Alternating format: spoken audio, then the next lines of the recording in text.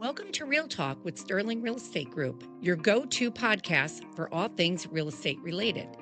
Each episode, we break down the latest market trends, share insider tips, and bring in local industry experts to offer valuable insights that empower your journey. Whether you're buying, selling, building, or investing, we're here to help you navigate the ever-changing landscape with clarity and confidence. Let's get real about real estate.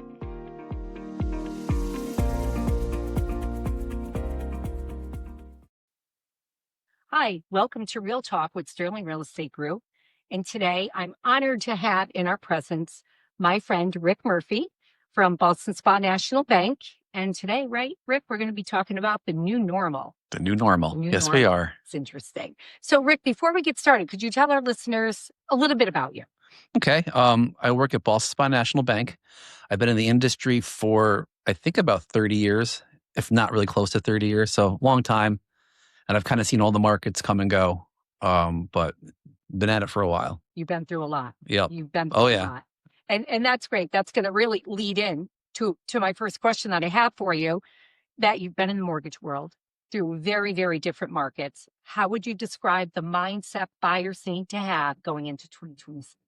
Well, I think it's changed from, I got to get a low interest rate back in, during COVID to, rates are stabilized where they are now. And this is where they're going to be for a while. So the new normal is not rushing out to get your new best interest rate. And I got to get 2.75 or 3%. Rates are higher. They're double that. And now it's about payment. And, going out and looking at payments versus I got this low rate. And that's what's really, I see people doing now is what's the payment? Yeah. Afford it. Is this the price range we need to?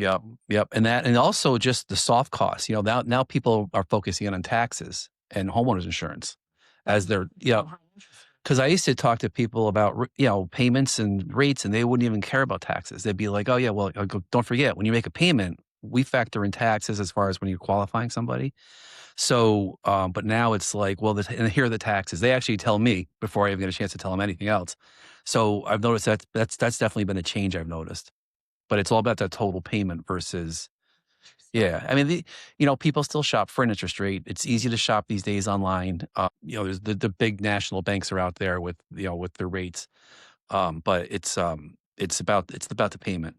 Right. So that's the mindset, right? Yep. That buyers should be focused on not the rate, Right. the total payment, and are they comfortable paying that? I mean, obviously you got a good rate. Yeah. But I think it is. It's about the payment. Yeah. Are you comfortable, or are you financially able to make that without, strapping yourself where you can't do anything? Exactly. Yep. Exactly. Yeah. Yep. But there's always the option that they could refinance if the. So that's a big thing is, a lot of folks think that, hey, rates are going to go lower again. And whether that's true or not, no one knows. So, I mean, I doubt we'll ever see 3%. If we do, there's big things going on that we have other worries, other problems. They've got to, they've got, when it comes to that part of it, it's just, the new normal is now. And we're going into it, and it's going to be this way. We're going to be 6% or variations of 6% for a while.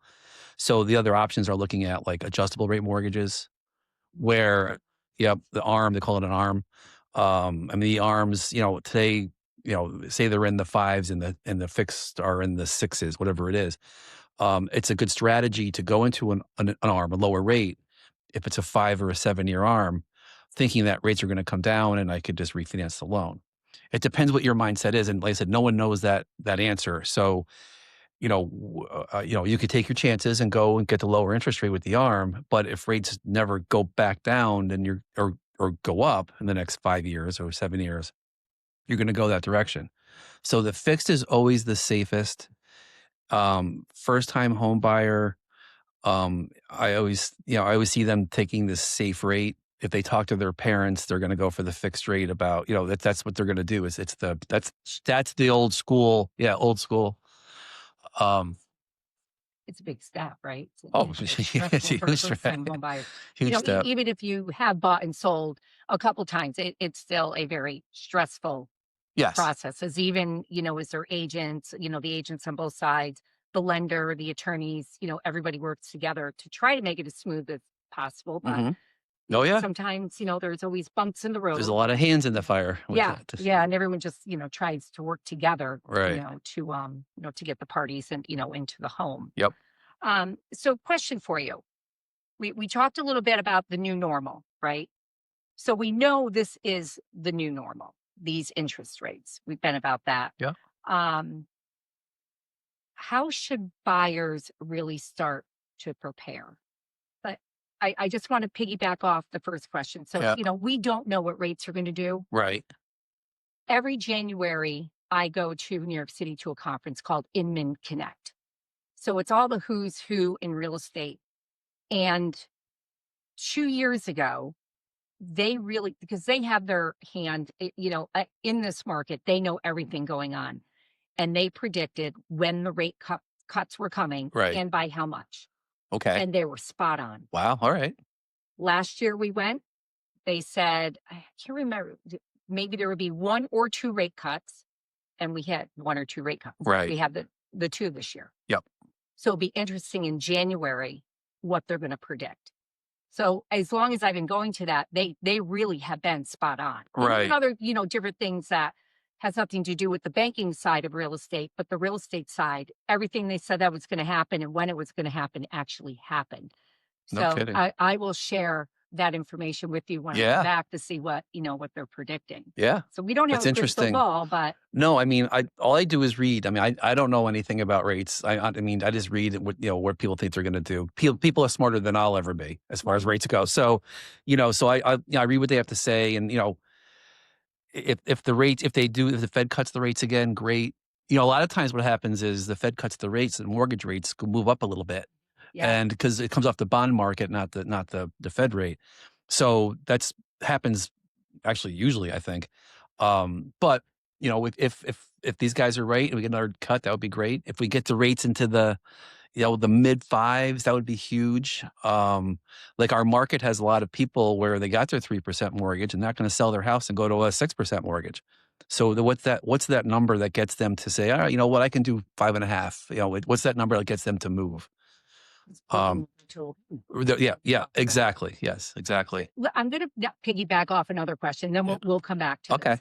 I have seen come through the office in the last 3 or 4 months where sellers, had that 3% interest rate, and the buyer is now assuming that mortgage at that 3%. Right. So I don't know. I know most banks don't have that assumability, but some are, right? Where and I see it more, the seller has to move out of town. Gotcha. Right? So they're not like selling and then, doing a higher interest rate. And we know sellers that have that 3% interest rate kind of are staying put. Right. But we do see the market, opening up a little bit more. But yeah, I've seen that.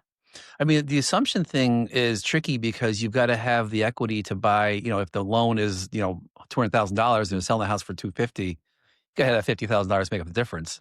So those are few and far between, and most of the banks I know don't offer it. Their loans are not assumable. A good majority of them. Yeah, I have to go back and look to let you, right, to actually see, with what banks were doing it. But yeah, I mean, especially with the appreciation. If I'm just thinking this deeper, but yeah, it's with the appreciation that's happened in the last 3 or 4 years. Yeah, that's probably tricky to come up with that kind of money. Yeah. Especially if you get into the first time home buyer people that are out there. I mean, that typically they're not coming in with 20% down or 50. I am surprised. I do see it quite a bit. Like early 30s cash buyers. Yeah, where is this money coming from? In the Saratoga market around here, I hear so many cash buyers. I'm like, I don't get it. Yeah. I mean, yeah. Well, great. Their house is probably paid. They sold. They went to an apartment for a little bit and are just waiting for the right house to come and they can pay cash. Downsizing to an $800,000 house. What do we like to say? Right sizing. They're coming out of 5, 6, bedroom homes. Right. They're empty nesters now. So, it's a lot of equity in those homes. So they can do it. Yep. And they're making the right investment. Well, we've a lot of new construction in the area and they're coming in building a brand new house, which is fantastic for an older couple. Yeah. With cash. Yeah. Great. That's a great thing. Yeah. I mean, it's not great for the mortgage business, but it's a great thing for the buyer. Right. So back to the question. We know this is the new normal. But what does that mean for people and how should they plan? So, if you're, there's two different types of buyers. You got your first time home buyers and your third or fourth house, whatever it is, or second house. So, if you're a first time home buyer, I mean, well, actually, if you're anybody, you want to plan it from the mortgage side is just, getting some information, getting yourself set up and, sitting down with somebody, pick a mortgage person, whoever, pick one. You can pick me, of course, but, um, but you sit down and go through the numbers. It's all about it's the numbers. And you go through the numbers, figure out, I've got this money to work with. My credits, get your credit score and figure it out. Just go through some scenarios of closing costs, down payments. That's the first step. Getting yourself basically pre-qualified. And that's where you want to start. If you're a first-time home buyer, you really have to sit down with somebody because, there's so much to learn. You don't know, if you don't have a lot of money, and I'm saying the typical first-time home buyer is not coming in with a bunch of cash, a bunch of money. So to sit down and figure out, gee, I have 10%, I have 5%, I have no money, or whatever it is. But and that's okay too. I mean, there's programs for almost everybody. There's grants out there. There's all kinds of stuff. So there's a way to find a house. The one thing the banks can't figure out for you, is credit score. And we can't, I give advice how to fix it. If you come in with, hey, listen, I got 5% to put down and we run your credit and the credit's not financeable, then the next step is going to be, let's look at how to fix your credit. Right. So that was my next question. Yeah. So you're going to help them, guide them in, right. How to. Yep. And there's credit repair companies. I mean, there's things I can look at to give some recommendations. I'm not a professional credit repair person, but I know some. Yeah, right. So, right. You know the basics. Right. And even some, simple things. I know a few times with, buyers, they first time home buyers, they got that initial credit card and that's what they've used to establish credit. Right. But for whatever reason, they're maybe not using that. They got a different card. Right. And they want to close that account. Don't touch anything. That's the one that established your credit. Right. So, no, the key is don't close anything. If your credit's relatively new, don't touch it. Just keep making payments and use it and pay it. That's the thing is, don't just not use it because you have a credit card and you think it's good for your credit. You got to use your credit to build a credit. Yeah, that's an important one. I have people that coming, into the U.S., engineers coming in that don't have credit yet, and they get a credit card, and they don't use it. They don't use it. I'm like, well, that doesn't help. Use it, right? Yeah, because they don't want to have the debt, but use it paid off. Right. So yeah, and that's probably one of the key things. Well, the other thing is just thinking, getting deeper into that is that, you got to look at how much credit's extended to you. So if you have a credit card that's only got, a $2,000 limit, and every month you're going to $1,000 or $1,500 or even $2,000 a month, which for someone, an engineer coming into town with a good income, that's going to happen. That's not good either. So there's a 30% rule in credit cards where you want to access more than 30%. Yeah. So available credit, yes. Even though you're paying it off every month. Yep. Even though you're paying it off, you're still accessing it. It's good. It's great to pay it off, but it's still doing some. It's not doing damage. It's just not helping like it should be.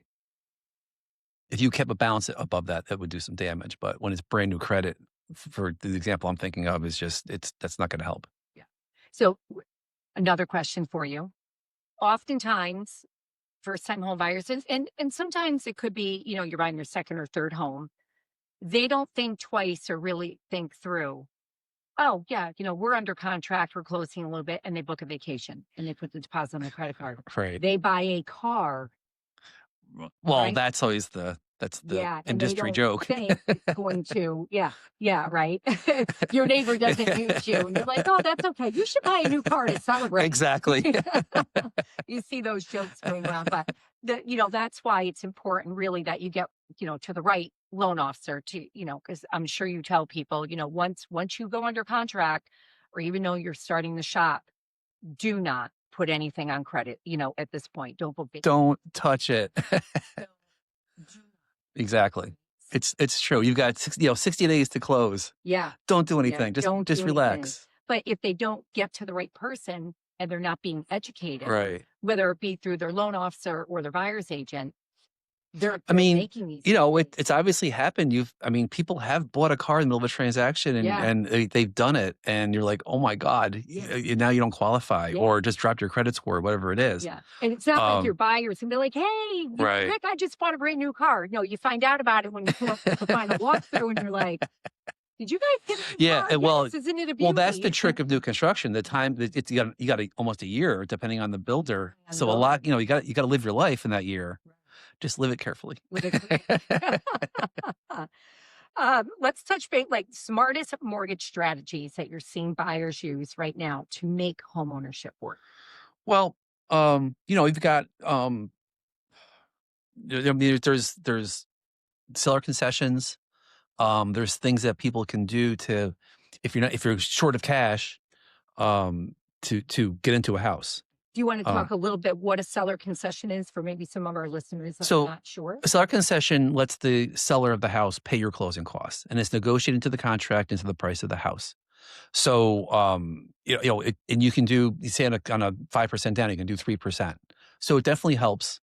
You're kind of financing that into your house basically, but it's called a concession.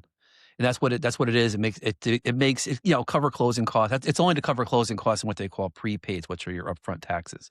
When you go to close, a lender is going to collect basically a year of taxes at closing to get things on track. So that's what that's allowed to cover, which it may not cover it all, but it definitely helps. That's the strategy I see the most. But in the market in the last few years, it was such an aggressive market. There wasn't a whole lot of seller concessions going on. Now when people are coming in with cash offers or half down offers. So, but that's, I think, what I see as the number one strategy. There's rate buy downs where you give a bunch of money up front and you buy a lower rate for 2 years. I know that was kind of big for a while. Yeah. I was never a big fan of that idea. But it does work. I mean, they all work in the right situation. And it's so, but generally speaking, the coming in with like saving your money, it's all about saving money. So it's coming in with 5 or 10% down is always the best answer. Yeah, it does. Yeah, it doesn't matter. Yeah, that's always, it always boils down to, that's one of the 3 big ones. Yeah. So we already touch base about what are the biggest mistakes that buyers, what are the biggest mistakes that buyers are still making as we head into 2026? I don't want to just say first-time home buyers or early stage buyers. We touch base a little bit on spending, but what else do you see maybe out there of the mistakes that is prohibiting someone from getting into Well, I mean, the biggest one that I just out of the starting gate is not getting pre-qualified. Because you call an agent up, you're like, hey, I want to see this house I saw. And you run out and you start looking around, and everybody's excited you're looking for a house. And the biggest mistake I see is I'll get a phone call after they've been looking for weeks. And I'll be like, did you know your credit score is, 460? Yeah. Whatever. Yeah. Well, they're like, oh yeah, well, I kind of had an idea, but I really didn't know. Like, that is, in my opinion, the biggest mistake. Yeah, the biggest mistake. Other people, I guess shopping pure interest rate is also a mistake just from my end of it, from a mortgage standpoint, because, one of the things with mortgages is just getting closed, like service. So, yeah. So it's not about don't get me wrong. Rate's always important. Don't get me wrong, but you've got to get closed. You've got to make it painless as possible. And those are also important things. So you got to find a mortgage person that you trust, a mortgage person that was referred to you by someone that you trust, along those lines. But those are the 2 big mistakes I see. I mean, the unqualified person looking for a house, it just kills me because it's such a waste of time.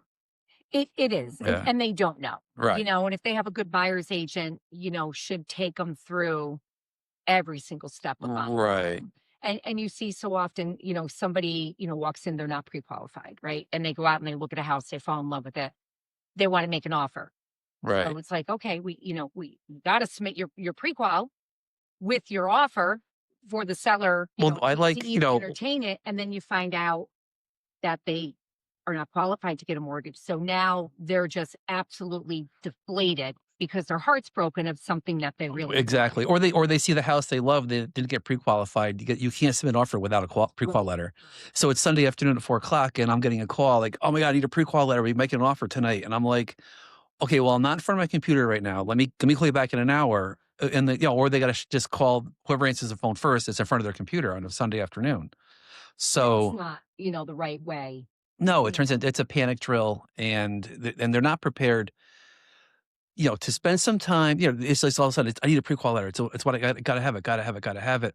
When, let's talk about payments. Let's go back through the basics again to make sure you're comfortable with what you're doing. Because you don't even know the payment yet. Yeah. That kind of stuff. So I have to agree that is the biggest mistake is not getting pre-qualified. Yep. And, for our listeners, even if you're not planning to buy a house in the next 12 to 24 months, that's fine. But go start the process now, because there could be something that pops up in your credit report and you're like, oh, I didn't know I owed a dentist $15. Exactly. And It happens a lot. And it's now on my credit report. You can address that, Yep. Now, instead of waiting or the potential of losing out on the house that you Exactly. You find you just shopped for 3 weeks, unfortunately not pre-qualified apparently, but now you see this house, you finally love it, and you're like, oh shoot, I got to fix this. Yeah. You fix this. So now you have time. They sit down. Well, to get pre-qualified, I like to talk about, payments. I like to go through a couple scenarios like, hey, what do you have saved? Okay, well, say you have $50,000 saved. Well, you're going to need 10 to 15 for closing. Oh, I didn't realize that. Like those are the things where, so your down payment is going to be different than what you thought it's going to be. So you're walking around saying, I'm going to have 20% to put down when actually it's 15. And we got to talk about, PMI. PMI is something that you need if you're putting less than 20% down. Some banks will do as little as 10% down, such as my bank. Right. Yeah. Yeah, Ballston Spa National Bank. And so, but those are the things you want to go through. So then, like I said, you're out looking for the house, you're ready to go, and you're comfortable, which is huge. Huge, comfortable. It's not a knee-jerk reaction. Right. And it's important too, right? We talked about you want to have the right lender that you feel comfortable with. You also want to have the right real estate agent on your team that knows what they're doing, that can walk you through some difficult bumps in the road that may come up that no one was anticipating for. And that's usually you're like, what, how, what, and everyone's going. That's when the therapist comes out, right? Yeah. You want to take a step back and say, okay, the agent is qualified and experienced to get the buyer through that. And the same with the listing agent. The listing agent, is also working hand in hand with the buyer, with the buyer's agent, trying to navigate through some of these, speed bumps that come up. So it's, and your attorney, right? You go to contract. Yeah. They do a lot now. They do. Attorneys are doing more and more within the deal. So they are. Yeah. So I think it's just having, the right team in place will ultimately get you into the home, that you love.